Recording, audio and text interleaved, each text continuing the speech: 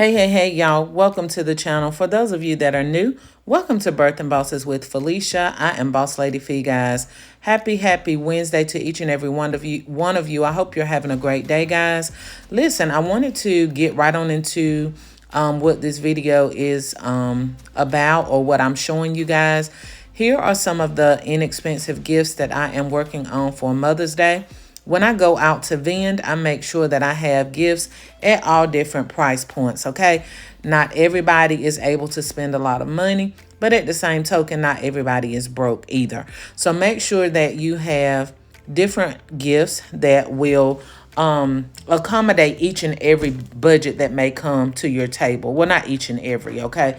Because I understand that you can't do gifts but for so little. Okay, so these actual mugs that you see, I will be selling these for $15.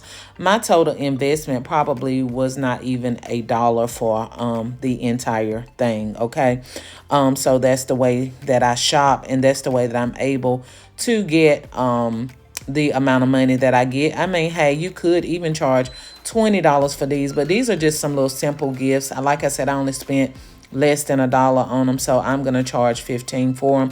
You charge according to whatever city or state that you are in. Okay, now I do not suggest that you sell gifts like these for $10, because I do know that some people do, and hey, even if you do, that's your business, but I just don't suggest that you're only making $5 or $6 off of a gift. Okay, so these are some actual gifts here that I made that I'm going to be selling from the price point of $25 to $30. Some of them have different things in them, and some of them that I've made similar to this does not even, I'm not going to even be showing those to you guys, but the gifts this size right here, they're ranging anywhere from $25 to $30 for these. Okay, so I have some items for $15. I have some that's going to be $25 and $30, and I have gifts that go on up into the $100. Okay, $100, $150, whatever. Just depends on what I design and what I put in it. Okay, but here, guys, is one that I designed, and I'm using those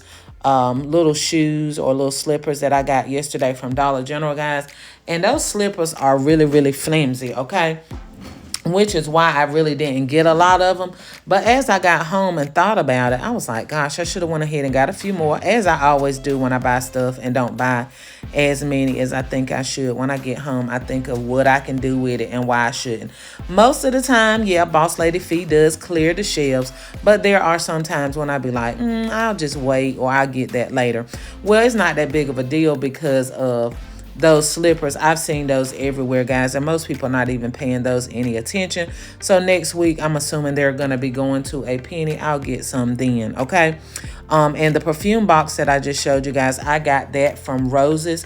You all know that Roses is one of our favorite stores. That's the store that I took you guys in a while back and showed you that's where I get my tints from that I use for Mother's Day, Easter, and different things. Okay, so here I'm just showing you all how I made those slippers a little bit sturdier.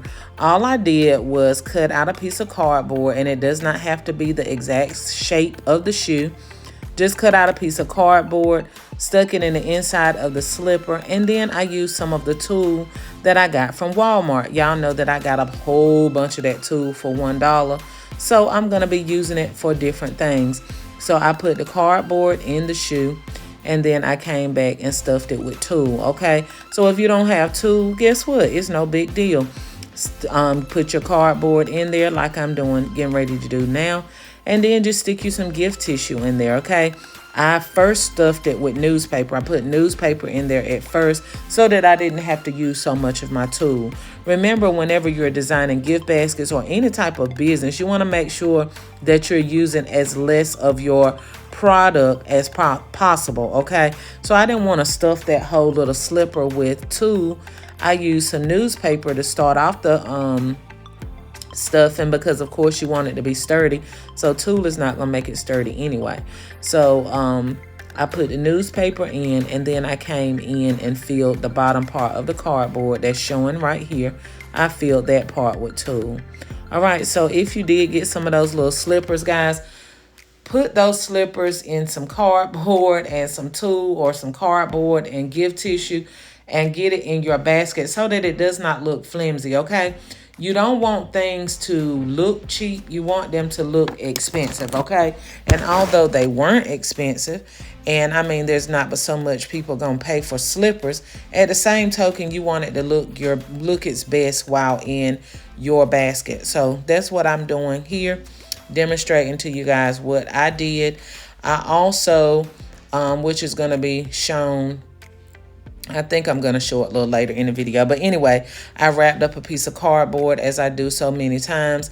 And I just put it in the back of the basket so that the slippers could and the other items could lay up against the cardboard. That way, when I got ready to wrap it up with my cellophane wrap, guys, it still wasn't flimsy or mashed down on the product. The plastic actually was held sturdy by the cardboard backing that I have in the back, okay?